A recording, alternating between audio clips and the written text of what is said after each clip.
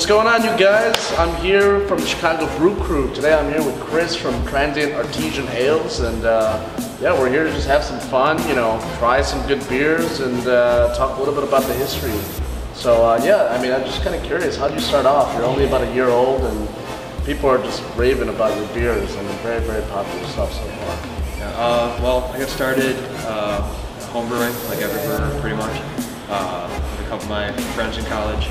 We made some of the worst beer we've ever had, but it was really interesting. I really got into it, and it's been about 9-10 years now I've been homebrewing. Wow. First job in a commercial brewery was at Two Brothers. I was a server there, and then Jolly Pumpkin as a bartender, and finally brewing at Witch's Head in South Lyon, Michigan. So you've been all over. Yeah, I traveled a lot for beer. Yeah, definitely. So what was the first beer that you made that, because you tend to do a lot of like saisons, sours, you like to barrel age stuff, and recently you've been, you know, doing a couple stouts, but what was the first beer that you were just kind of, you're like, you know what, this is what I want to do. I want to make like really nice saisons with some funky Brett going on in there and stuff. It was definitely Jolly Pumpkin. That's kind of what led me to work for them. I had the Oro de Calabaza, and it's a golden saison-ish Belgian sour kind of. There's no real style guideline to it, but it is a beautiful blondish colored golden beer. Had it twice actually. Both times it was completely different, but incredible. One of the best beers I ever had at the time, and really got me excited about saisons and sours. About 2 days after having it, I emailed the owner asking for a job, and lucky enough they gave me one for some reason. Now I know that you were, you know, the reason why you're called Transient Artisan Ales, first of all, is because you just kind of jump around. You originally were brewing at a one-trick pony, and how did that start off? I mean, did you just go over and you were like, hey, do you guys mind if I just brew a couple beers here, and just went from there? So kind of how it started. While I was working in Michigan, the owner of One Trick Pony, Mark, was kind of going back and forth between the area, and I was doing the same. And we had met at One Trick once, and he was coming back to Ann Arbor to see his parents, and I got in touch with him. We met up and had a coffee, and I laid out my idea. You know, I want to brew on my own, but I'd love to help them, you know, grow and expand. They weren't even a year old at that time. Wow. And he was really receptive to it, and it caused me to move back to Chicago. Started working for One Trick Pony. I was there for a year before I started doing my own beer. Just kind of helping them grow, increase their capacity, move into a larger brew system before I started. Every once in a while, a dog just kind of comes in. This seems to be a very dog-friendly place. What are your plans for the future? You know, what do you want to do with your brewery? So the next couple months, the beers that will be coming out are mainly what's right behind us. 5 batches of beer in at Aquanaut, most of which are barrel aged and barrel fermented saisons, and then a Berliner Weiss and a Goza. That's kind of all within the Belgian style. On top of that, there's also my Imperial Stout, Buckley. There's some vanilla, coffee, and maple syrup. Yeah, so you know the Buckley is coming out. Yeah. I had the chance to try yesterday over at Slapshot's beer event. You had the Bark Lord for Dark Lord Day, which I thought was awesome. The name is hilarious. He added some cinnamon in there, and I was really impressed. You know, just a lot of people. Everyone I talked to who tried it thought it was phenomenal. Yeah, it was the first batch that I made of the regular Buckley, which is a breakfast stout, Imperial breakfast stout, was mainly just for one of our release parties for the membership program, and it was just so well received that we did a full batch. Awesome. So that's going to be one of the next ones to come out in bottles. It's a big 13% beast. Really, really exemplifies the dog himself that it's named after. Well, awesome. You know, I'm sure a lot of people are interested to see how it comes out, and if you don't mind, if we could try a little bit of the Buckley, I think that'd be really cool. Yeah, absolutely. Sure. Let's walk over. Let's grab a little bit of this.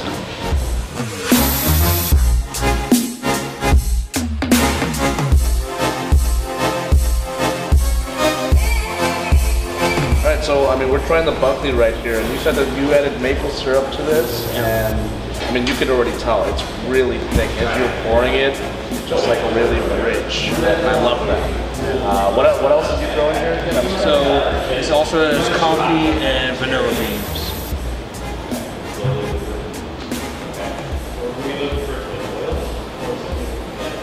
Wow. Now that's a beer that really packs a punch. 13%, you get a little bit of that alcohol at the back at the end right there, but really rich, like really nice coffee notes. I mean, like I said, I was saying earlier that you could definitely turn this into like a nice chocolate syrup or something. I was thinking about an ice cream. Yeah, right? I would buy that. I mean, that's awesome. So yeah, so I forgot to bring up the fact that you have a club for some of your limited release sours and stuff like that. If you could just kind of enlighten us. I mean, I know there's a lot of people that are dying to get into this club, as well as the fact that you make apparently some amazing sodas that everyone wants. I mean, you could be selling these sodas, you know, in small vials that you were talking about earlier for about $100 a piece. Yeah, limited number them all. Yeah, sell them to sort of the beer fans out there. Yeah, but the membership program was pretty much instead of doing a Kickstarter to fund part of the business. You know, barrel-aged beers are really risky, and there's a lot of money up front. So it helped me build up a stock of beer and not have to worry about selling it right away. I could sit on it a little bit, let it age properly, and sell it when it's ready. All the beers sold, any tips made on that are given to charity, along with we do some beer raffles with some of my own cellar. So last time we used some barrel-aged Dark Lord, and I think we'll do some again. Seeing as I respect that. You know, the fact that you're giving some of the money to charity proceeds and stuff like that. I think that's awesome. I think what a lot of people are also wondering is when are you going to be releasing more of those tickets so that way people can join the club. So yeah, we've been on on our website we have a form submission page for people interested. They can just fill out their information. They can write a little bit if they'd like, and they're added to our wait list. Every time a new period starts, we refill the spots that are vacated, which last time it was about 15, and then we added another 50, so we added 65 new people, and we'll be doing the same. We're going to be increasing the club membership. It'll be a month from now, actually, end of May, that we'll be allowing new members to join. But so there you go, you guys. Said it himself. Make sure you get on that list. May 31st? May 31st.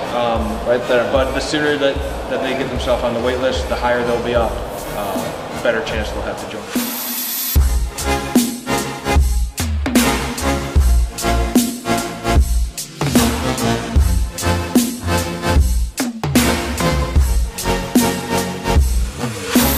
How long ago did you make this? This one was in mid-January, so right around 3 months. Wow, nice. So what kind of, I know it's not done yet, but what kind of notes do we expect out of it? What do you expect right now, just as it's being aged? It's kind of hard to say. The last time I took a sample was about 2.5 months ago after it went into the barrel. It was primary fermented in a barrel and then transferred to another barrel to age and topped up. So we'd be looking to get some of those regular Saison qualities, you know, a little bit spicy, fruity, but then with the souring bacteria working over time, hopefully we're going to get a little, get a touch of apple or lemon, like a little crispness to it. A little bit, you know, when I smell it, I know it's not done yet, but you do get a little bit of like crisp, like tart apple almost going on, like green apple going on in there. So.